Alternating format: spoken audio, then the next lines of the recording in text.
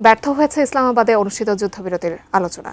পাকিস্তান ছেড়েছে ইরান যুক্তরাষ্ট্রের প্রতিনিধি দল, যার ফলে আবারও ঘনীভূত হচ্ছে সংঘাতের আশঙ্কা। এমন প্রেক্ষাপটে এবার নতুন প্রস্তাব নিয়ে হাজির হলেন রুশ প্রেসিডেন্ট ভ্লাদিমির পুতিন। বিস্তারিত সাদিয়া সিদ্দিকার প্রতিবেদনে।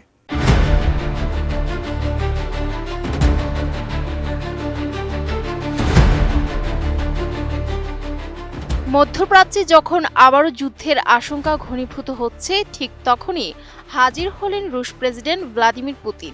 এই অঞ্চলের দীর্ঘমেয়াদী অস্থিরতা নিরসনে এবং চলমান সংঘাতের অবসান ঘটাতে রাশিয়া মধ্যস্থতা করতে পুরোপুরি প্রস্তুত বলে ইরানের প্রেসিডেন্ট মাসুদ পেজিশকিয়ানকে জানিয়েছেন। রোববার ক্রেমলিন থেকে প্রকাশিত এক বার্তায় এই তথ্য নিশ্চিত করেছে। ক্রেমলিন বলছে, প্রেসিডেন্ট পুতিন ইরানের প্রেসিডেন্টের সঙ্গে আলাপকালে মধ্যপ্রাচ্যের বর্তমান পরিস্থিতির একটি সুনির্দিষ্ট রাজনৈতিক ও কূটনৈতিক সমাধানের ওপর জোর দিয়েছেন। মস্কো মনে করে উত্তেজনা হ্রাস এবং সংশ্লিষ্ট পক্ষগুলোর মধ্যে আলোচনার টেবিলে বরফ গলাতে রাশিয়া একটি সম্ভাব্য মধ্যস্থতাকারী হিসেবে কার্যকর ভূমিকা পালন করতে পারে। রাশিয়ার এই উদ্যোগ এমন এক সময় সামনে এলো যখন মধ্যপ্রাচ্য নিয়ে বিশ্ব শক্তিগুলোর মধ্যে এক ধরনের স্নায়ুযুদ্ধ চলছে।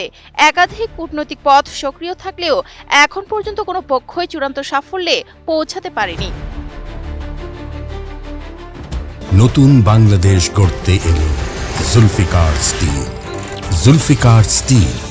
আন্তর্জাতিক গণমাধ্যমগুলোর বিশ্লেষণ বলছে, পেজিশকিয়ানকে করা পুতিনের এই ফোন কল বিশ্বমঞ্চে রাশিয়ার প্রভাব বিস্তারের এক সুকৌশলী পদক্ষেপ। বিশেষ করে যখন অন্যান্য বৈশ্বিক শক্তিগুলো সমান্তরাল আলোচনা চালিয়ে যাচ্ছে, তখন নিজেকে প্রধান মধ্যস্থতাকারী হিসেবে প্রতিষ্ঠিত করার মাধ্যমে মস্কো মধ্যপ্রাচ্যে নিজের অপরিহার্যতা প্রমাণ করতে চাইছে।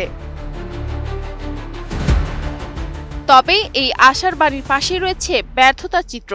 মধ্যপ্রাচ্যের সংকট নিরসনে সম্প্রতি পাকিস্তানে যে শান্তি আলোচনার আয়োজন করা হয়েছিল, তা কোনো ফল ছাড়াই শেষ হয়েছে। জানা গেছে, আলোচনার ব্যর্থ হওয়ার পর যুক্তরাষ্ট্র এবং ইরানের প্রতিনিধি দল পাকিস্তান ত্যাগ করেছে। ওয়াশিংটন ও তেহরানের মধ্যকার এই কূটনৈতিক অচলাবস্থা যখন নতুন করে উদ্বেগের জন্ম দিচ্ছে, তখনই রাশিয়ার মধ্যস্থতার প্রস্তাবকে অত্যন্ত তাৎপর্যপূর্ণ বলে মনে করা হচ্ছে। আন্তর্জাতিক বিশ্লেষকদের মতে, পাকিস্তানের ব্যর্থ মিশন এবং রাশিয়ার নতুন এই প্রস্তাব মধ্যপ্রাচ্যের সমীকরণকে আরও জটিল করে তুলেছে। একদিকে পশ্চিমা বিশ্বের প্রচেষ্টা হোঁচট খাচ্ছে, অন্যদিকে রাশিয়া নিজের রাজনৈতিক ও সামরিক প্রভাব কাজে লাগিয়ে এই অঞ্চলে স্থায়ী স্থিতিশীলতা আনতে চাইছে। তেহরান এবং এই অঞ্চলের অন্যান্য অংশীদাররা রাশিয়ার এই প্রস্তাবকে কতটা গুরুত্বের সাথে নেয়, তাই এখন দেখার বিষয়। Sadia Siddika, ATN news.